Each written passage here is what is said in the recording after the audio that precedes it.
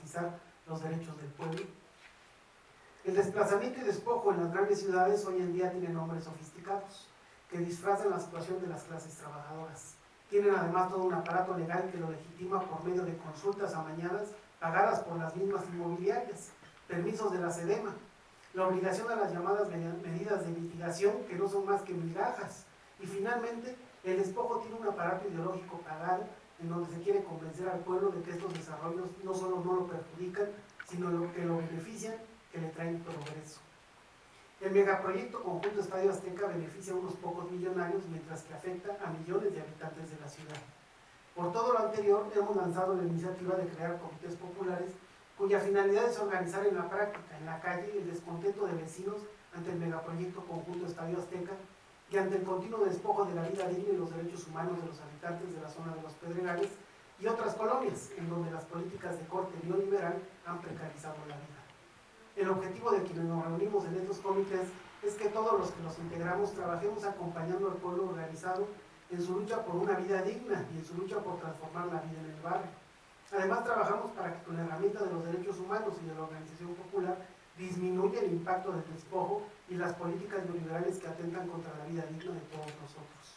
En concreto, ante la iniciativa de construir un megaproyecto inmobiliario de corte neoliberal en el Estadio Azteca y con la complicidad de las autoridades de la Ciudad de México para que se apruebe dicho proyecto, es necesario salir saliendo a las calles, pero esta vez de manera más organizada para recabar las firmas necesarias para que se lleve a cabo una consulta ciudadana vinculante que pregunte a la gente si queremos o no ese proyecto.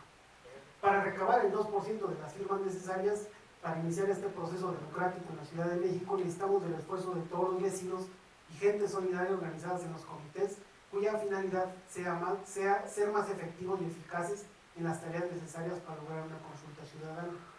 Visitas casa por casa, volanteos, perifoneo, pega de carteles, organización de asambleas vecinales, boteos, reparto del fragua y otras actividades necesarias para lograr nuestro objetivo y organizarnos para lograr las firmas necesarias, pero también para ir organizándonos en torno a otras necesidades sentidas en la zona como es la falta de agua. Hasta ahora hemos funcionado mediante asambleas vecinales, lo cual no es malo ni debe cambiar, pero a la hora de traducir las ideas a la práctica solo unos cuantos participamos y es necesario que todos participemos con pequeñas o grandes tareas que en conjunto nos permitan lograr los objetivos que nos han unificado con otros vecinos y referentes organizativos en la zona.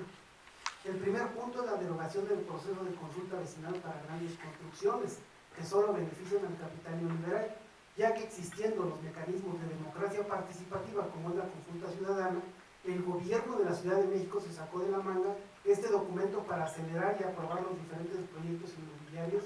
sin consulta real a los pueblos y colonias afectadas. En este punto sí es importante decir que pues no hay, es inédito esta situación de la consulta ciudadana con la nueva constitución de la Ciudad de México y efectivamente lo que hizo el gobierno fue sacarse un documento para aprobar los proyectos inmobiliarios, pero no está yendo a la Constitución que nos dice que los habitantes tenemos derechos democráticos para decidir si queremos o no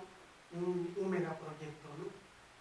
El segundo punto es no al megaproyecto Conjunto Estadio Azteca, ya que este megaproyecto neoliberal impactará de manera directa en las colonias y pueblos alrededor del Estadio Azteca, elevando las tarifas de agua, luz y predial y en definitiva expulsando a quienes menos tienen de la zona. Es el proceso que llamamos gentrificación. Y aquí en este sentido, pues también recordar que ya hubo un aumento del predial en la zona, aumentó casi 300%, y entonces gente que pagaba 150 pesos, ahorita está pagando 1.500 pesos, ¿no? Por ejemplo. Y recordemos que la zona está construida con gente que durante toda su vida trabajó para construir una casa de 2, 3 pisos, es cierto, donde ahora viven sus hijos y sus nietos, pero que ya les es imposible pagar solamente el predial, es decir, tener la construcción, tener la propiedad, ya les es imposible, ¿no? Más se suma el agua. Si bien la zona es de tandeo y hay una tarifa que es de tandeo, de todos modos llegan los recibos de 20,000 pesos, 30,000 pesos, como si tuvieran piscina, ¿no? Entonces en ese sentido, pues la gente dice, bueno, debo ya 300,000 pesos de agua, debo todos los prediales de hace 2 años, llega la luz, y también hay muchos problemas con la luz, porque también llegan los recibos locos, es decir, recibos que les están cobrando 15,000, 20,000 pesos, y entonces es gente que vive endeudada, sufriendo todos los días porque les van a cortar la luz, porque les van a restringir el derecho al agua, porque el predial no lo pueden pagar, y temiendo todos los días que les vayan a quitar su propiedad, ¿no? Entonces eso es lo que vive la gente común en la zona de Pedregales y en algunas colonias cercanas al Estadio Azteca, ¿no?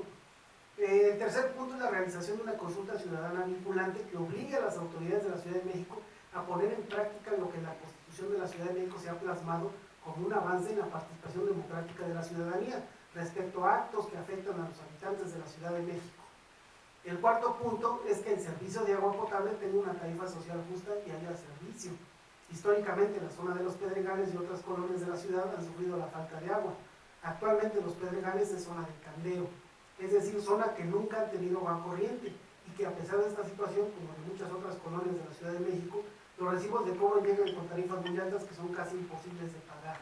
para la gente y que además son injustas. Y el último punto, no menos importante, sino al contrario, luchamos por un alto a las políticas neoliberales contra barrios, pueblos y colonias de todo México. Como organizaciones en lucha sabemos que lo inmediato es detener el megaproyecto Estadio Azteca. Sin embargo, no se detiene esta lucha constante por una vida digna para todos y sabemos que es el capitalismo neoliberal el origen de la desigualdad, la pobreza y la gentrificación en las zonas populares, tanto de la Ciudad de México como de otras muchas ciudades de todo nuestro país. Por ello, aunque estamos convencidos en la lucha contra el megaproyecto Estadio Azteca, no olvidamos y por ello nos organizamos con los vecinos de la zona para continuar esta lucha por agua, educación, salud, trabajo digno y otras carencias que se viven en la zona y en nuestro país.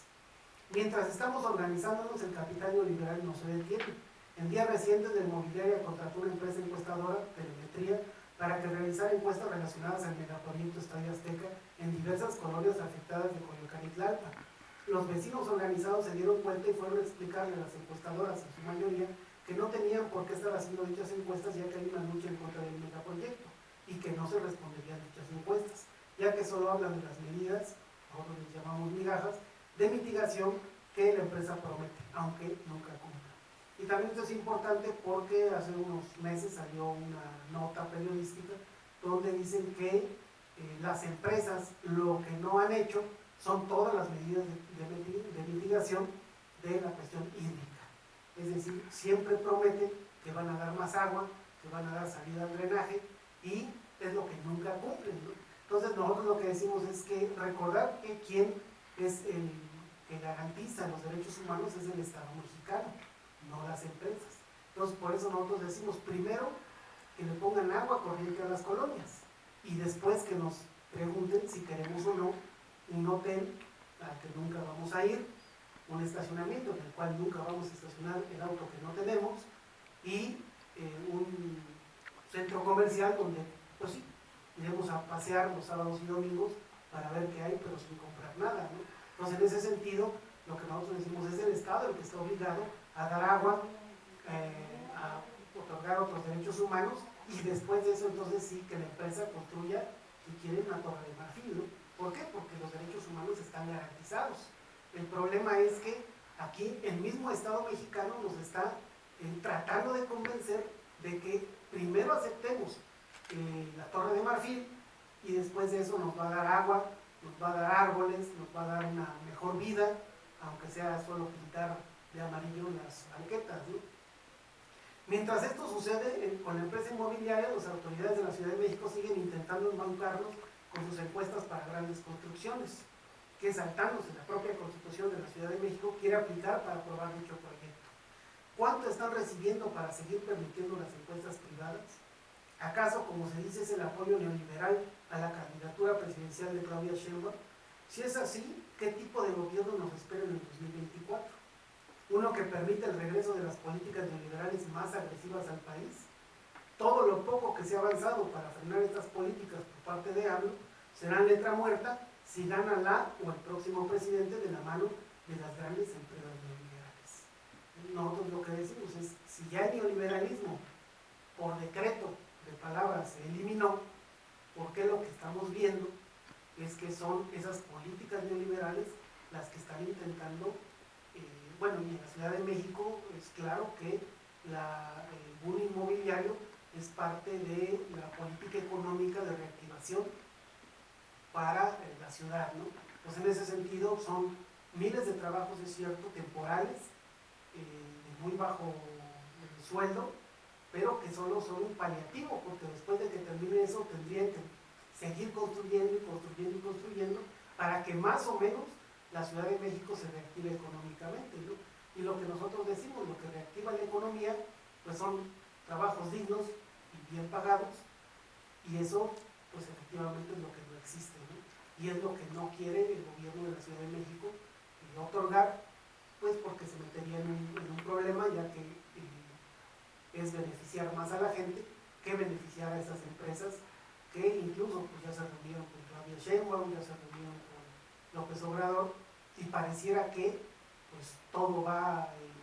de acuerdo a la política tanto federal como local para construir este hotel, este